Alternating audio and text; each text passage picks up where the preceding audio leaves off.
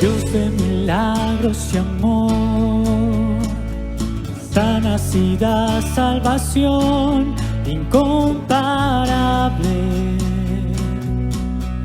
Eres tú, que brillas en la oscuridad. Clamamos por tu libertad incomparable. Eres tú. Mi Dios es grande, mi Dios es fuerte. Nadie es igual, nadie le hace frente. Dios sana y salva, con gloria se exalta mi Dios, mi Dios.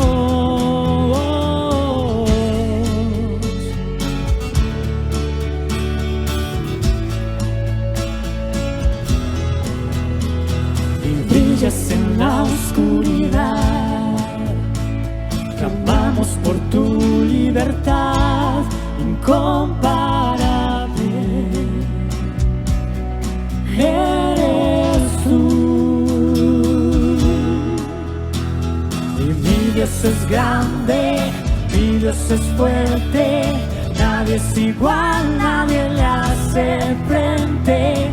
Dios sana y salva, con gloria se exalta mi Dios, mi Dios, mi Dios.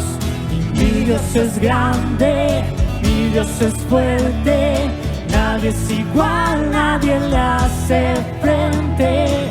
Dios sana y salva, con gloria se exalta mi Dios, mi Dios.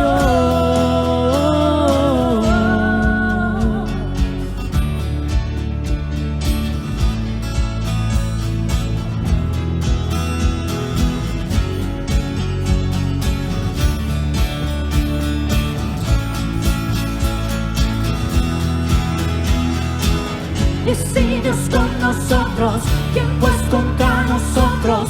Y si Dios nos levanta, ¿quién pues nos detendrá? Y si Dios con nosotros, ¿quién pues contra nosotros? Y si Dios nos levanta, ¿quién pues nos detendrá? Oh, ¿quién pues nos detendrá?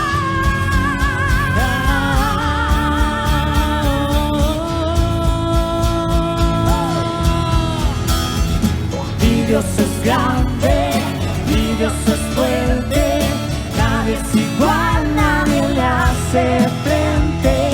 Dios sana y salva, con gloria se exalta mi Dios, mi Dios. Mi Dios es grande, mi Dios es fuerte. Nadie es igual, nadie le hace frente. Dios sana y salva, con gloria se exalta mi Dios, mi Dios. Y si Dios con nosotros, ¿quién pues contra nosotros? Y si Dios nos levanta, ¿quién pues nos detendrá? Y si Dios con nosotros, ¿quién pues contra nosotros? Y si Dios nos levanta, ¿quién pues nos detendrá?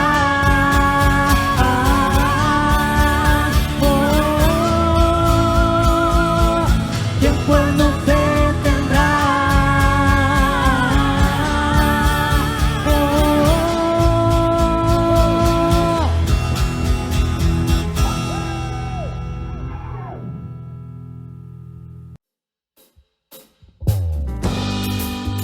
Queremos proclamar que somos el pueblo de Dios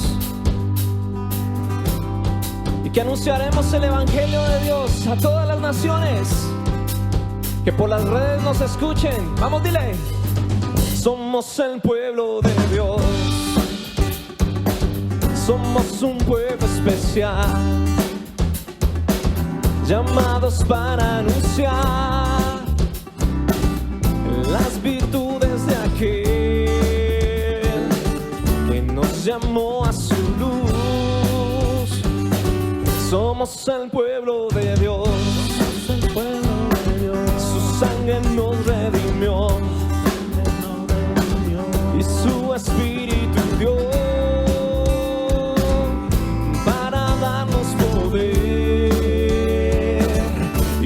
testigos de Él. Vamos, dile. Y llevaremos su gloria a cada pueblo y nación, trayéndoles esperanza y nuevas de salvación. Y su amor nos impulsa, no nos podemos callar.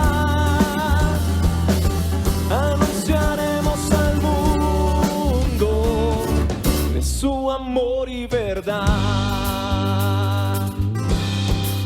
Te anunciamos, Señor, una vez más dile. Somos el pueblo de Dios. Somos un pueblo especial, llamados para anunciar las virtudes de aquel que nos llamó a su luz. Somos el pueblo de Dios, su sangre nos redimió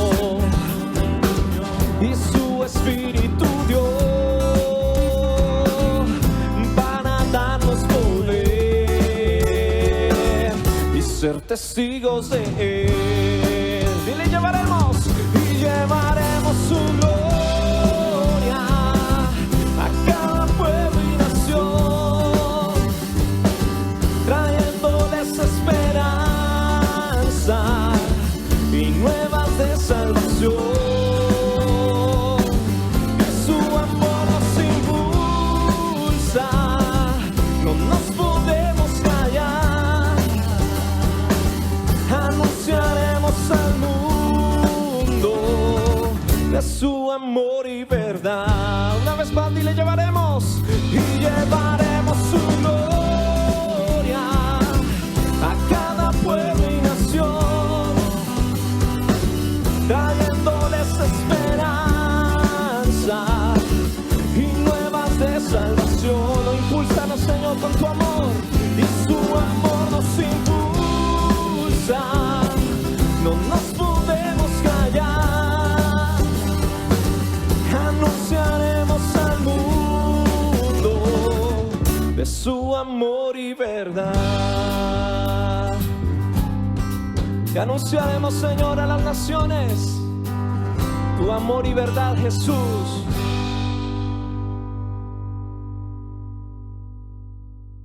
Buenas tardes, iglesia. Es una gran bendición para nosotros el contar con tu presencia en esta celebración.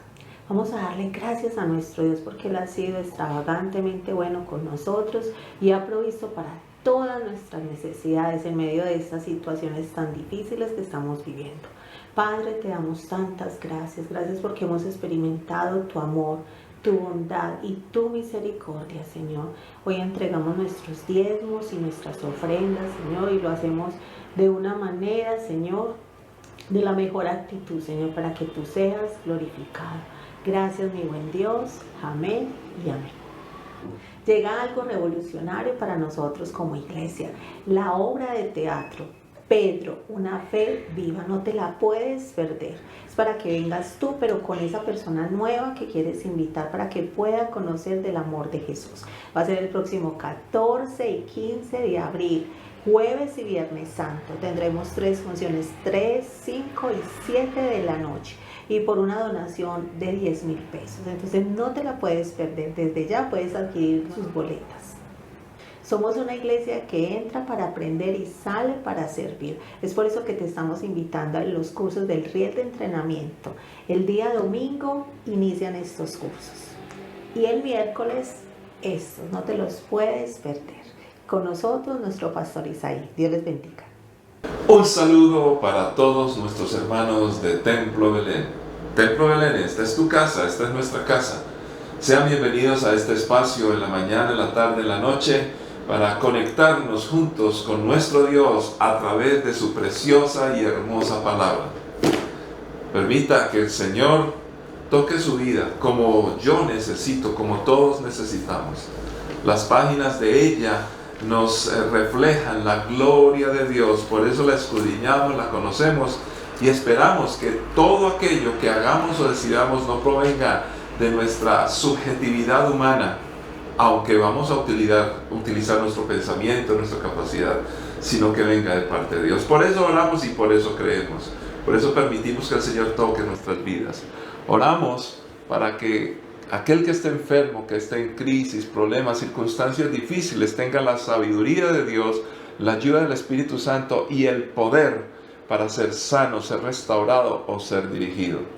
Pero también le pedimos al Señor que nos ayude a ser sensibles a su voz, a ser obedientes, a dejarnos guiar, porque nos ha dado esa capacidad de tomar decisiones y de administrar nuestras vidas. Así que bienvenidos a este espacio. A propósito, les seguimos esperando porque sabemos que hay muchos de nuestros hermanos y hermanas que están en otros lugares de Colombia o del mundo, pero a los que viven aquí cerca, pues les estamos invitando a que nos acompañen presencialmente aquí en Templo Belén o Templo Belén de la Comuna 13. Y recuerden, en estos días, en Semana Santa, estaremos, Pedro, una fe viva. ¿A quién vas a invitar? Consigue tus pases para venir a la obra, en la iglesia, llamando. Ya tú sabes los contactos, o puedes escribir, preguntar por estos medios cómo hacerlo. Necesitamos compartir la fe en Cristo Jesús, cómo Él nos salva y cómo el justo camina por la fe, mas el justo vivirá por la fe. Así que bienvenidos a todos estos espacios. Y como siempre tenemos nuestra oración misionera. Tengo un amigo de Sri Lanka, se llama Michael, es un pastor inteligentísimo, hombre de Dios, y ha pedido que estemos orando por su país.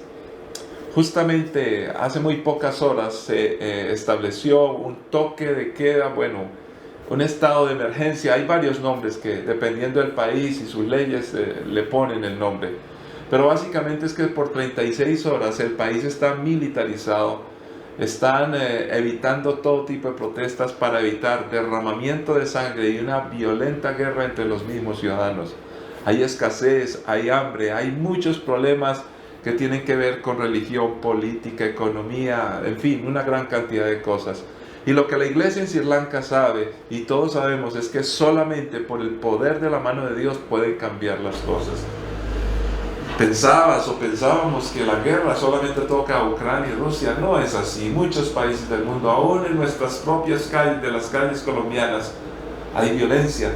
Y en aquellos países que supuestamente son del primer mundo, cuando uno los conoce y se adentra o se mete dentro del corazón de las mismas ciudades, los centros urbanos, encontrará espacios donde la violencia sigue rampante. El ladrón vino para matar, hurtar y destruir, pero nuestro Dios, y por eso predicamos de Él, vino para dar vida y vida en abundancia. Padre, te pedimos por Sri Lanka, allí su capital Colombo, otras ciudades, Señor, el problema que hay de alta índole, Señor, con muchas variables, muchos temas revueltos, que para nosotros es difícil discernir, porque somos de otra cultura, somos de otra región, hablamos otro idioma, tenemos otras problemáticas que no vamos a negar en nuestro país. Pero como creyentes tenemos una perspectiva global, tenemos una perspectiva donde tu amor es para todo el mundo, porque enviaste a tu Hijo unigénito para que todo aquel que en Él crea no se pierda, mas tenga vida eterna. De esa manera has amado al mundo y lo sigues amando, y por eso nosotros lo hacemos. Intercedemos y clamamos, creemos en el nombre de Cristo Jesús. Como cada vez que nos reunimos oramos por distintas regiones, algunas muy grandes, otras más pequeñas, unas más cercanas, otras más lejanas, aún pequeñas tribus de pequeños miles de habitantes o de personas, o grandes millones como la China, y en fin, oramos por todos, oramos por nuestras familias, nuestros vecinos. ¿Por qué? Porque intercedemos, tenemos ese ministerio, es nuestro deber y es para todos, y eso también hace parte de lo que es la misión de la iglesia. Padre, clamamos y pedimos para que cese la guerra, para que haya cambios, para que los corazones sean tocados, los gobernantes, los ciudadanos, y en fin, y sobre todo, que la iglesia, sí, la iglesia, todos nosotros, en cualquier lugar del mundo, en cualquier sitio pequeño, cada iglesia local asuma su responsabilidad para hacer lo que debe ser, Señor. Padre Santo, que la iglesia no pierda su sabor, que la sal no pierda su sabor, Que la luz no esté escondida, sino que alumbre. Por eso queremos que nos bendigas ahora con tu palabra. No es el pensamiento de un predicador o de una comunidad. Más bien es el pensamiento de tu palabra, tu pensamiento, oh Dios, que un predicador debe tratar de transmitir limpia, transparentemente, de una comunidad que la ha recibido Dios y la ha adoptado como la verdad.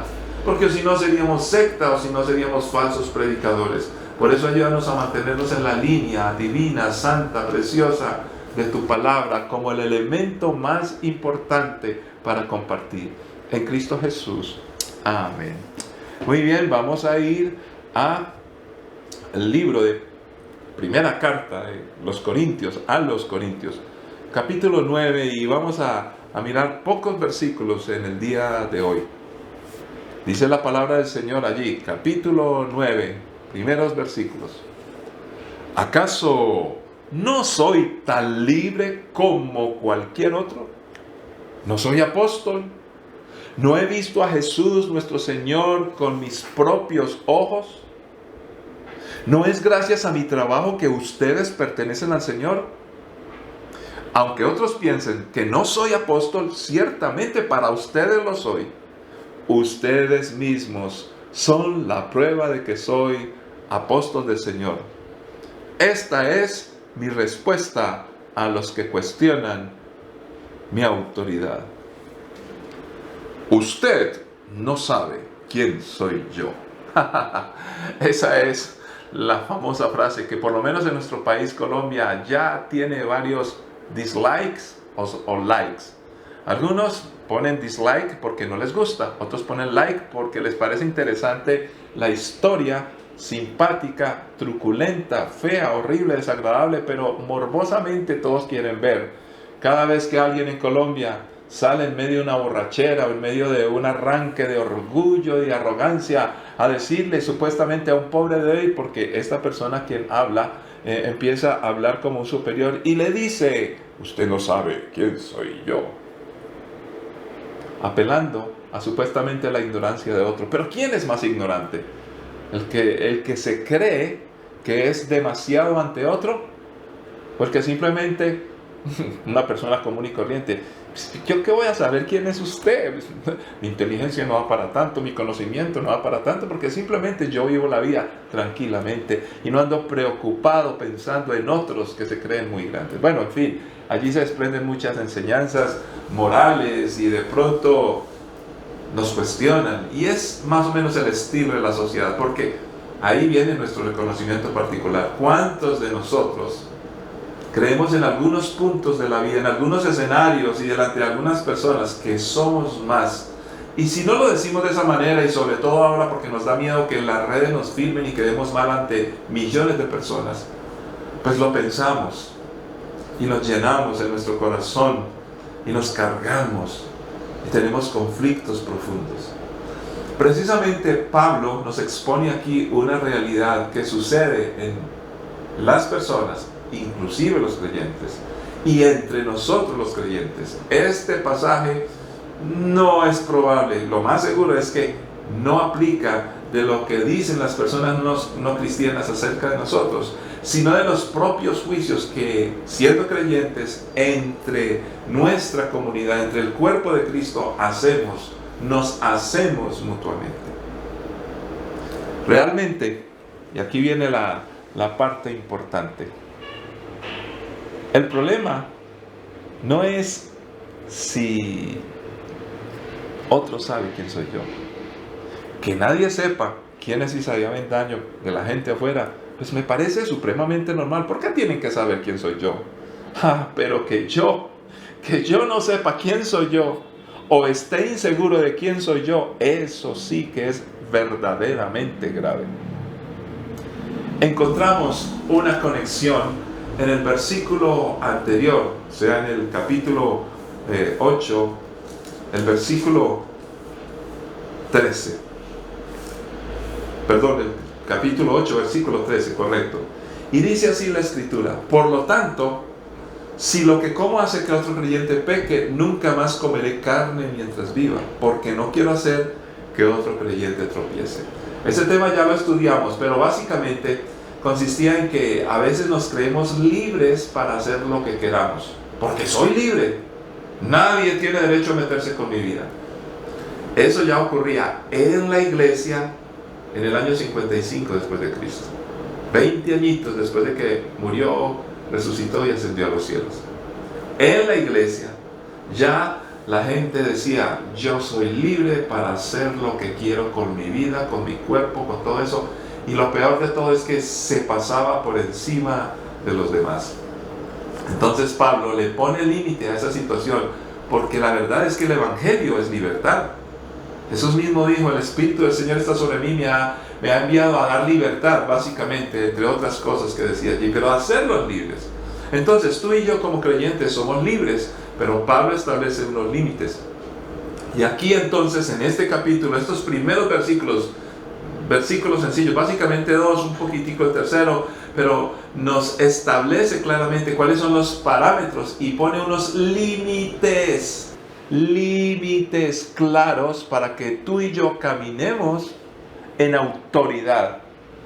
Y cuando hablamos de autoridad, no pensamos en la autoridad que automáticamente tenemos, porque la tenemos, sino la autoridad que se nos entregó como una gran responsabilidad, que viene de Dios, y es Él, al fin y al cabo, el que nos imparte esa autoridad. Es dependiente de Él, no de nosotros mismos. Pero miremos, si hay esta conexión del capítulo anterior, ¿qué está queriendo decir el apóstol Pablo? Nosotros, además de ser libres, que precisamente de eso establece el capítulo anterior, lo importante es que dentro de esa libertad los límites se ponen básicamente, o se establecen bajo una palabra, una actitud, una demostración y un regalo precioso y divino: el amor. El amor tiene que estar por encima de cualquier libertad. Entonces, debemos amar como Cristo amó.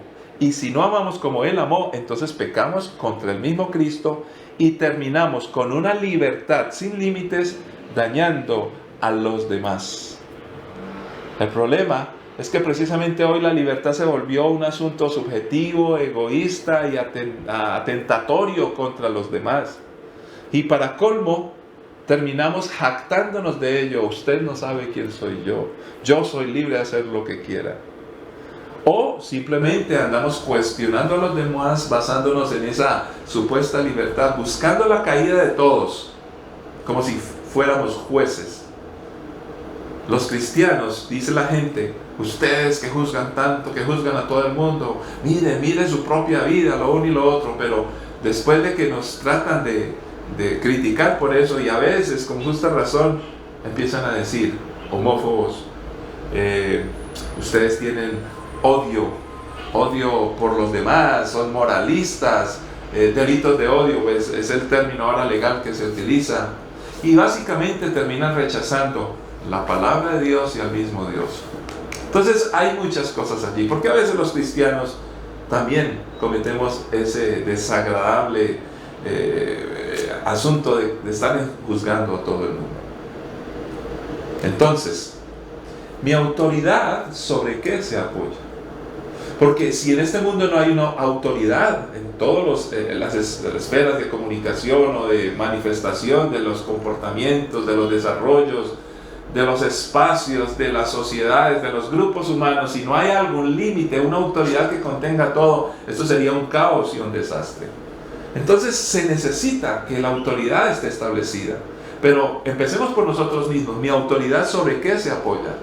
La posición que me tocó porque nací en X o Y familia, el poder porque yo soy bueno para los deportes o para lo académico o para los negocios, o soy, como dicen, trabajador de calle, los recursos que se me entregaron, o mi autoridad está establecida por el orden de Dios, que es mejor y mayor.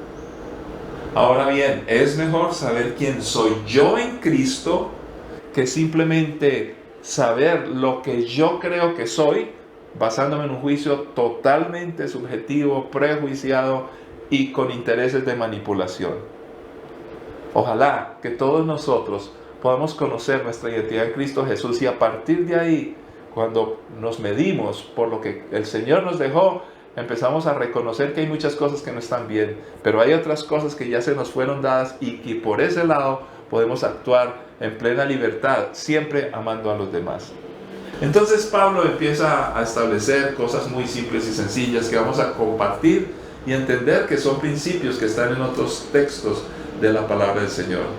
Primero, cuando él dice, soy tan libre como cualquier otro, ya está estableciendo un parámetro interesante. Nosotros somos como cualquier otro.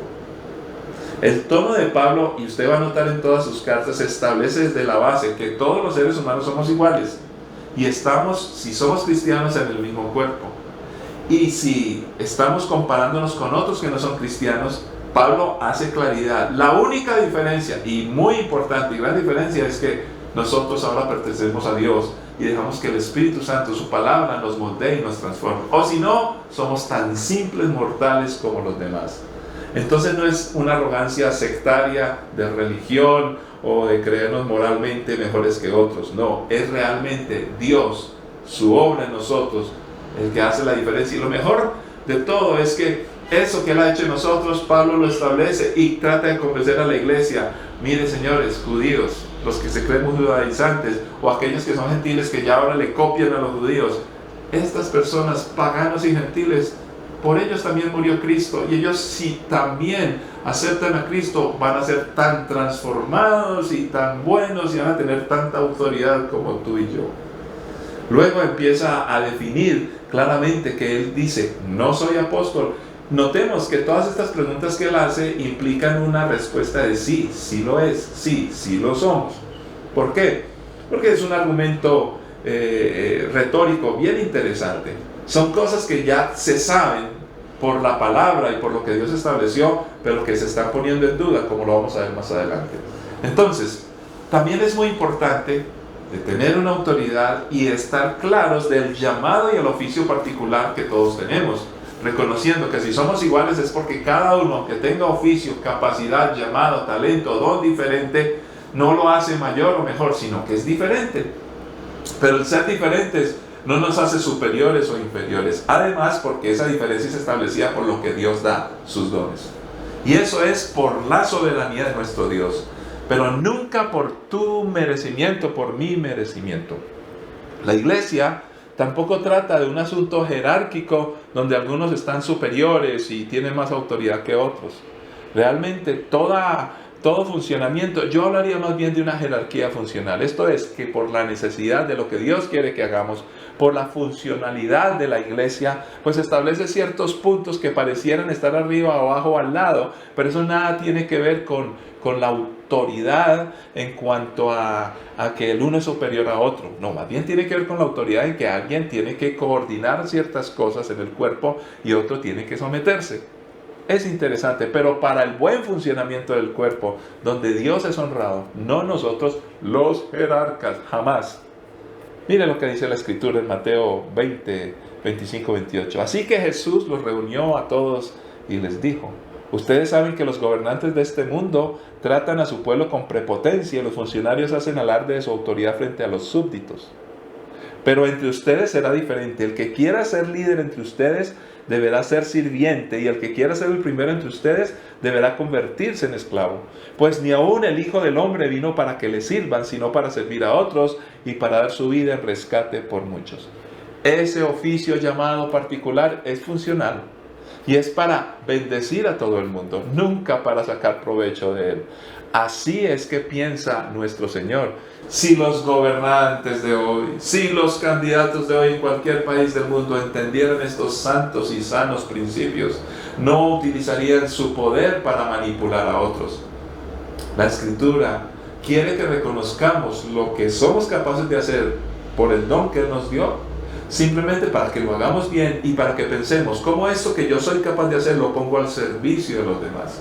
Pero nunca es como algo oculto que usaré para que todos sigan detrás de mí, jamás. Luego empieza a establecer el apóstol Pablo en su frase que tiene claramente en ese llamado oficio particular también una experiencia personal con el Señor. En otras palabras, lo que él sabe hacer, los dones que tiene es porque tuvo previamente un acercamiento con el Señor. Y él lo establece así. Y dice que él tuvo un momento donde vio al Señor con sus propios ojos. Este es un asunto bastante importante. Nosotros necesitamos tener experiencias personales con el Señor Jesús. Cuando uno tiene experiencias con Él, al ver su grandeza, uno se pone humilde. Uno sabe y ocupa su lugar. Al conocerle a Él, sabe que lo que hagamos lo debemos de hacer con amor. Y que no estamos para enseñorearnos, sino para servir a los demás. Pero eso solamente se logra cuando nos parecemos a Él, y para parecernos a Él debemos estar con Él permanentemente, cada día, en cada momento. Cuando de una u otra manera queramos perder los estribos y estamos allí descompuestos y bueno, en fin, ¿por qué no recordamos o nos acercamos a Jesús en ese momento a través de la palabra, la oración? Decirle: Señor, ayúdame, oh Dios, porque todo lo que soy es porque yo te he visto, porque yo camino contigo, porque tú me has amado, me extendiste tus brazos, porque dependo absolutamente de ti. Y luego empieza a establecer el apóstol Pablo también otra frase que es muy interesante. Algunos de ustedes piensan que no soy apóstol, pero para ustedes sí lo soy.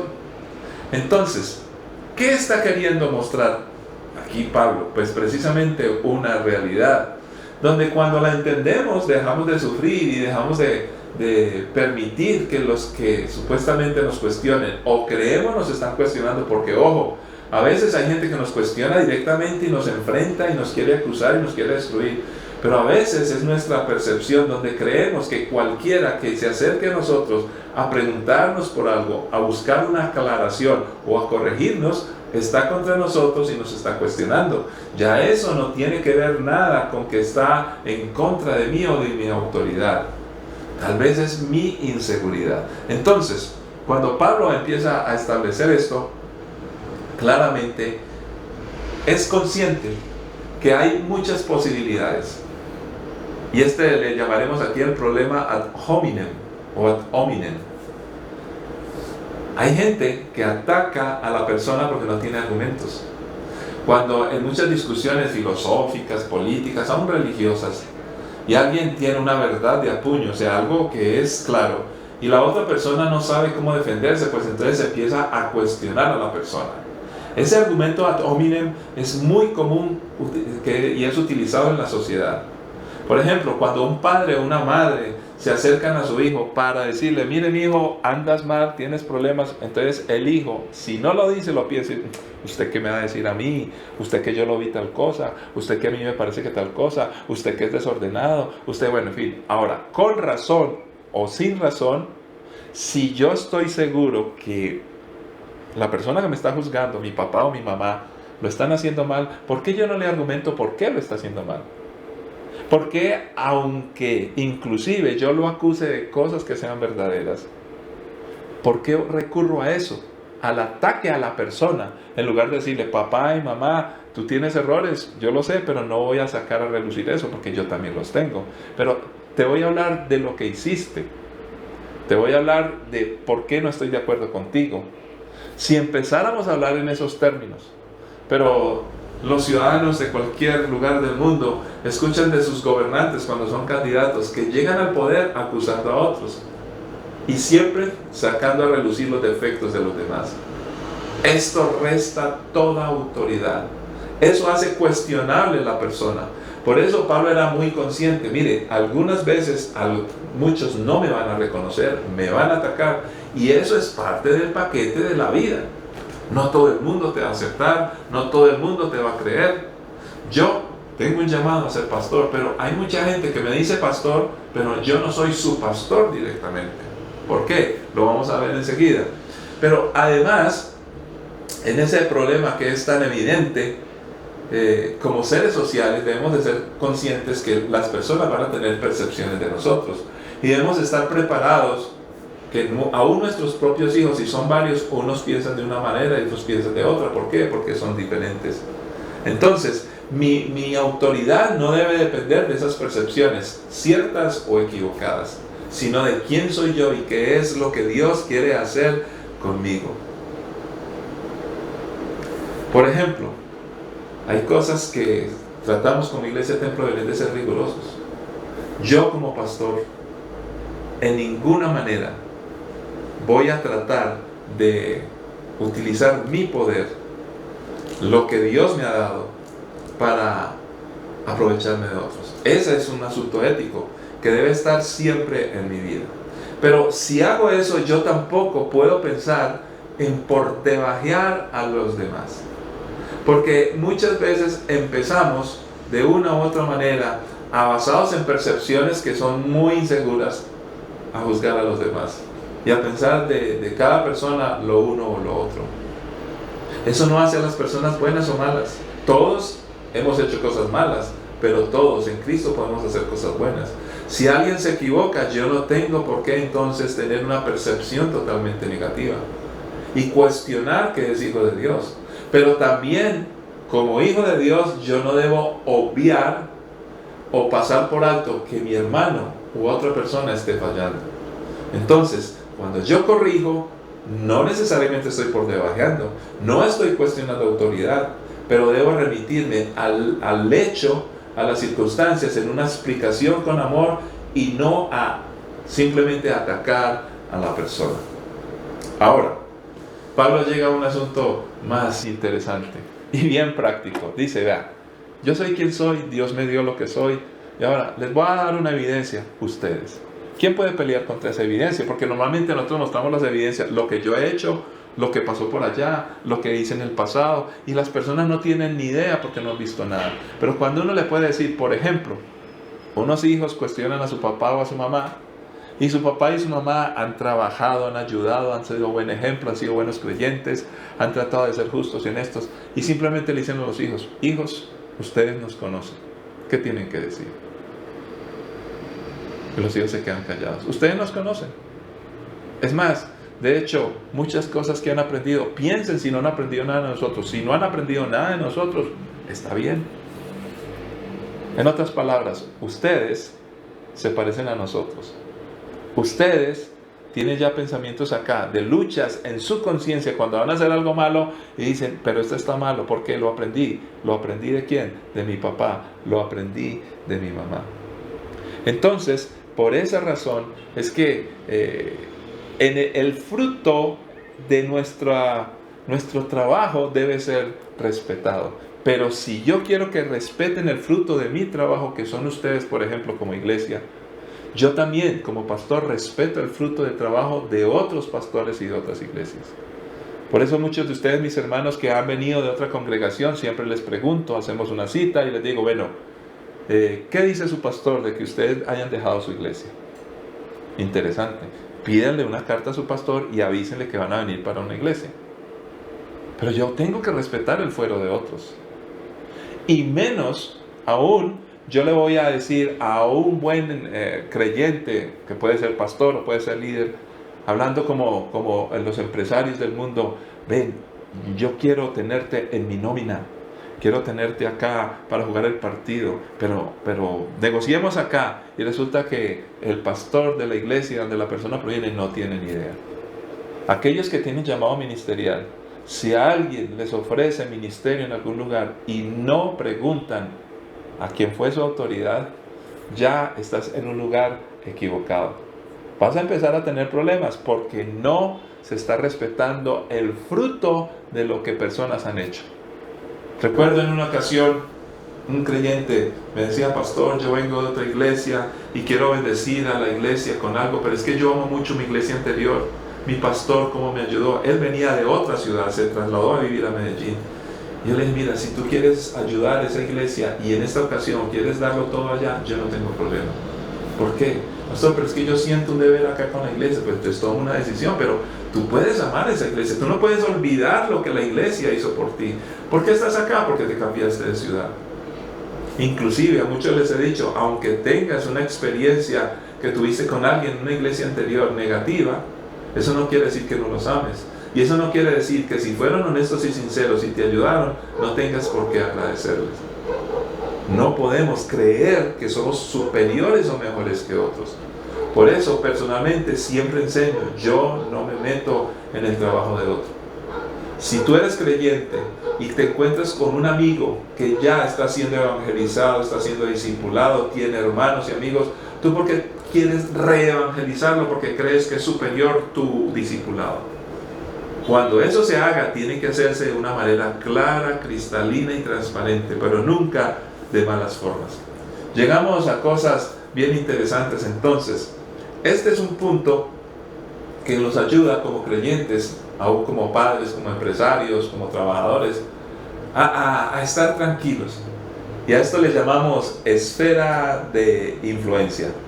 ¿Qué es la esfera de influencia? Recuerden que Pablo dice, para algunos de ustedes yo no soy apóstol, pero para otros sí lo soy. ¿Por qué? Debemos de recordar que al apóstol Pablo le pasaron cosas curiosas. Él siempre era como esos obstinados, donde hay necesidad quiero predicar el evangelio. Y hay un pasaje en la Biblia, no lo vamos a leer ahora, pero que dice que en 2 ocasiones él salió a un sitio para predicar y el Espíritu Santo lo atajó, lo hizo parar y le dice, no vayas allá. Entonces él agarró para otro lado, porque él no esperaba ni que el Espíritu Santo le dijera, no vayas allá, ve a otro, sino que, bueno, no voy para allá, voy para allá. Y cuando iba para el otro lugar, el Espíritu Santo le dice, tampoco. Y luego el Señor le da una visión. Y aparece alguien y le dice, mira, ven y acompáñanos en tal lugar. Y entonces ahora fue a este sitio. Lo interesante en ese pasaje es que los lugares donde él quería ir, que se le prohibió, Asia y Bitinia, aparecen en la primera carta de Pedro, donde Pedro saluda a la iglesia, a los que les escribía, y les dice a los hermanos que están en Asia y están en Bitinia, bueno, y nombra a otros. En otras palabras, Dios tenía a Pablo para un sitio y a Pedro para otro. Aquí se establece lo que llamamos esfera de influencia. Tú eres padre o madre de tu familia, no de la familia del lado. Yo soy pastor de esta iglesia, no de otra iglesia. Entonces, cuando hay cosas de otra iglesia, ¿por qué hago juicios? Si yo, hable con el pastor y pregúntele, y si le quiere hacer una sugerencia, pregúntale el contexto. Tú eres empresario, haces juicio de otra empresa, y caemos en el grande error, está en el Antiguo Testamento. No voy a explicarlo, por supuesto, no hay tiempo, pero en Cantar de los Cantares 1:6 dice la sulamita, no me miren así por ser morena. Es interesante, ¿por qué dice eso? El sol ha bronceado mi piel. Parece ser que entonces trabajaba bajo el sol. ¿Qué pasó? Mis hermanos se enojaron conmigo, me obligaron a cuidar sus viñedos. Esclavismo. Por eso no pude cuidarme a mí misma, mi propio viñedo. Me dieron a cuidar las viñas y la que era mía, esa no cuidé. Aquí ya vamos empezando a entender cosas que Jesús enseñó. Estamos pendientes de lo que pasa en otros lados. Estamos pendientes de lo que pasa en otra empresa, en la otra cuadra, en el otro equipo, en otro país. Pero a veces no estamos conscientes de lo que pasa en el nuestro. Cuando yo soy consciente de lo que pasa en el mío, en mi vida, en mi trabajo, en mi camino, entonces después de ser y encontrar una evaluación objetiva y reconocer los problemas, yo puedo empezar a buscar referentes. Porque si busco referentes y ser consciente de mi problema, lo único que seré es juez y no es correcto a los ojos de Dios. Entonces, como creyentes, algunos andan juzgándose unos a otros o se la pasan ofreciendo el servicio como vendedores. Vea, aquí se saca la paja ajena en todo tipo de ojos. Ojos rasgados, ojos grandes. Y tenemos el único servicio en toda la comarca de tener un adminículo nanoadminículo sacador de pajas para ojos pequeños con difícil acceso. Y nos empezamos a jactar. Pero dice primera carta a Timoteo, capítulo 3, 4 y 5. Deben dirigir bien a su propia familia y que sus hijos lo respeten y lo obedezcan. Pues, si un hombre no puede dirigir a los de su propia casa, ¿cómo podrá cuidar a la iglesia de Dios? Yo sé que los hijos toman su propio rumbo, pero hay hijos que aunque tomen su propio rumbo, respetan y reconocen la autoridad de sus padres y que los deberían obedecer, pero que optaron por no hacerlo. Pero no es por el mal ejemplo ni por el descuido de sus padres. ¿Qué quiere decir esto? Básicamente el Señor está diciendo un principio gigantesco que opera para todos los que servimos a Dios en cualquier esfera, aún los que no son pastores, ni son misioneros, ni son apóstoles, profetas, evangelistas o maestros, sino que simplemente quieren bendecir a otros No podemos andar por la vida descuidando lo nuestro para tratar de arreglar lo de los demás. Allí empieza entonces Pablo, claramente lo notamos en 2 versículos básicamente, y un poquitico el tercero. Bueno, el tercero realmente dice por qué lo hacen, pero básicamente 2 versículos a decir, mire cómo se maneja una autoridad que viene de parte de Dios. Y termina más o menos allí con 2 asuntos más. Como instrumento en las manos de Dios hay un impacto en los demás, pues Dios así lo quiso. En otras palabras, Pablo está diciendo, mire, el resultado mío, de mi vida, de lo que yo hago, es que ustedes han sido impactados.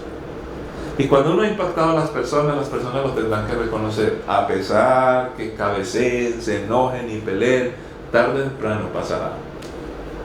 Por eso es que Pablo está diciendo, ustedes me cuestionan, pero mire por qué. ¿Por qué pasó eso? Dios está formando a cada persona. Si tú quieres ser un buen empresario, tú quieres ser un buen pastor, un buen padre, una buena madre, un buen líder o lo que sea, que tenga responsabilidades, tienes que aprender a vivir con ese asunto de que los demás te quieren enjuiciar. Mire lo que dice Hechos 9, 13 al 16. Pero Señor, exclamó Ananías, he oído a mucha gente hablar de las cosas terribles que ese hombre, o sea Pablo, les ha hecho a los creyentes de Jerusalén. Además tiene la autorización de los sacerdotes principales para arrestar a todos los que invocan tu nombre. El Señor le dijo, ve, porque él es mi instrumento elegido para llevar mi mensaje a los gentiles y a reyes, como también al pueblo de Israel, y le voy a mostrar cuánto debe sufrir por mi nombre. Pablo fue cuestionado desde antes de ser apóstol. O sea, apenas aceptó a Cristo, ya Ananías, que lo tenía que ayudar, ya lo estaba juzgando. Y Ananías era creyente. Siempre habrá razones para que tú y yo seamos juzgados. Y esos asuntos se deben corregir. Si alguien me juzga y tengo errores, claro que hay que corregirlos. No puedo tomar o salir con la excusa, ay, es que soy humano, entiéndanme. Pero tampoco yo no puedo tomar eso de que todos tienen errores como una excusa para cuestionar autoridad. Recuerde que no es ad hominem, o sea, no es juzgar o ir contra la persona. Bueno, mira, no te acepto esto porque esto no es verdad, pero no tengo por qué ir en contra de las personas. Estamos hablando, entre otras cosas, que Ananías, en el caso de Pablo, estaba hablando de lo que Pablo hacía antes y ya no hace. Muchos de nosotros andamos juzgando a las personas pensando que ellos no han cambiado y que no han sido transformados. Y por supuesto que mucha gente lo va a hacer también con nosotros. Pero hay un impacto que Dios quiere que hagamos en los demás. Continuemos con ganas y con deseos. Dios te llamó a ti y me llamó a mí. Dios te hizo papá, te hizo mamá. Dios, si has sido fiel o si eres empresario en su soberanía o tienes algo para hacer o tienes una esfera de influencia como ya explicamos que es, pues tienes una responsabilidad por la gracia de Dios. Entonces, ¿por qué más bien no permite ser un instrumento que tenga un sonido hermoso, interpretado, manejado por Dios, para que ese sonido de la palabra y de la unción que Dios nos dio, o sea, del llamamiento que Dios nos dio, pueda tocar a otros positivamente? A veces, lo confieso, he tenido que hablar fuertemente a muchos de mis hermanos. Algunos se han ido, algunos se quedan. Muchas veces la mayoría vuelve, porque cuando tengo que hablar fuerte, no lo voy a hacer en mi subjetividad, sino objetivamente, ¿qué dice la palabra? Y por ayudar, porque yo voy a tener que dar cuenta a Dios de las vidas. Entonces, ojo, yo no puedo maltratar a las personas porque Dios me va a pedir cuentas. Pero si yo, en aras de conservar una relación y hacernos pasito, y de pronto, ay, ¿qué va a pensar mi hermano? Ay, no quiero que cuestione mi autoridad. Ay, de pronto se espanta y no le prevengo de su error y le pasa algo. ¿Qué nos dice la Escritura? Que Dios va a tomar en cuenta esa situación.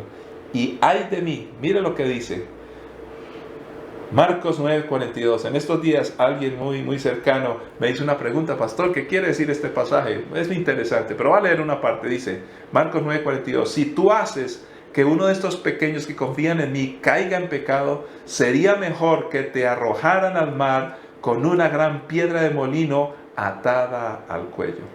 En otras palabras, lo que yo haga toca las vidas de los demás. Y si yo maltrato a alguien, Dios me va a pedir cuentas. y ay de mí. Pero si yo le tapo sus errores y no le prevengo de algo que le puede ir mal, porque quiero políticamente ser correcto, en cambio también Dios me va a apretar las tuercas, porque esa persona va a tropezar y va a caer. Y en cualquiera de los dos casos, ya sea que lo maltrate o ya sea que le oculte su error, porque a veces queremos evitar el roce con las personas. No, qué pena. Lo que la Biblia dice, pastor, no estoy de acuerdo, no me gusta y voy a pelear con usted, no me vuelvo a hablar nunca. Bueno, hice lo que tenía que hacer. ¿Por qué? Porque tenemos que dejar una marca, una huella incuestionable en los demás. Y aquí lo que me dice la Escritura es que el sello, en el contexto, era un asunto de mucho significado. Yo tengo un sello, yo tengo una marca. Y ese sello era algo usado de parte de las autoridades que también involucraba sentido de pertenencia, responsabilidad y seriedad. Porque cuando el comandante o el rey o el César me daba a mí un sello yo tenía una responsabilidad muy grande. Dice la Escritura, te he dado a conocer a los que me diste de este mundo. Siempre fueron tuyos. Tú me los diste y ellos han obedecido tu palabra. Qué lindo terminar con este texto. Jesús era consciente y le decía al Padre en Juan 17, mira Señor, es lo que acabamos de leer. Los que tú me diste, sí me los diste. Algunas veces, bueno, no lo dice ahí el texto, pero sí lo dice en otras palabras Jesús, los que tú me diste.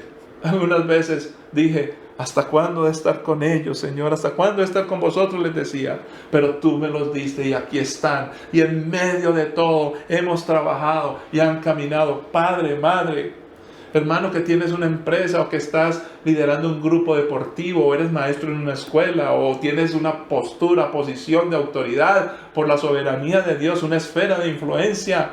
Dile al Señor, me los diste, oh Dios, yo quiero dejar una marca en ellos.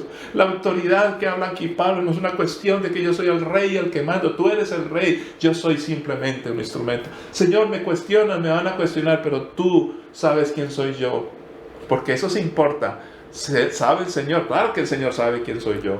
Y sé yo qué es lo que el Señor dice de mí. Oh Dios, te pedimos en esta hora que tú siempre nos entregarás personas a nuestro cargo. Hijos espirituales, hijos físicos, trabajadores. Aún si yo soy trabajador en una empresa, en mi cuadra tengo influencia, o tengo influencia en mis hijos, o en otros compañeros tengo influencia. Me he ganado un respeto, porque si soy buena gente, las personas, y yo sé, Señor, que aquí empiezas a hablar a muchos de mis hermanos que han sentido que las personas los buscan para consejo. Y tal vez no son personas elocuentes, ni tienen una profesión grande, son simples obreros rasos para el mundo. Pero en tus manos son instrumentos de autoridad. Y entonces se acerca mucha gente, hasta el jefe se acerca llorando o preocupado, le dice, mira, ora por mí, es que yo te veo tan tranquilo. Señor, es una esfera de autoridad y vas a pedir cuenta. Señor, Pablo le dice a todos, me cuestiona, pues yo soy el que soy de parte de Dios. Algunos lo aceptan, otros no, pero yo lo haré con amor, en bendición. Y ojalá que empiece a notar el fruto en todos. Porque Señor, tú me los has dado. Ora por tus hijos. Ora por aquellos que sabes, el Señor te ha dado esfera de influencia. Señor, ayúdanos a entender quiénes somos y la autoridad que tenemos. Sí, somos libres. Pero esa libertad está enmarcada en algo precioso. Unos límites bellos. El amor que viene de parte tuya y que nunca dañará a las personas.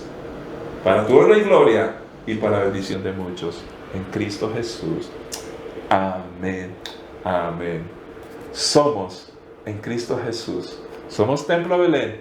Trabajamos y caminamos juntos. Por eso te recordamos. ¿Por qué no aprendemos un poquitico de Pedro? Una fe viva. Consigue tus pases, a quién vas a invitar y vas a ayudar en todo esto. Porque somos todos los de Templo Belén los que hacemos estos musicales, teatrales, para bendecir a las personas y llevarles el amor de Cristo. Que la paz y la gracia de nuestro Señor Jesucristo les acompañen. Bendiciones para todos.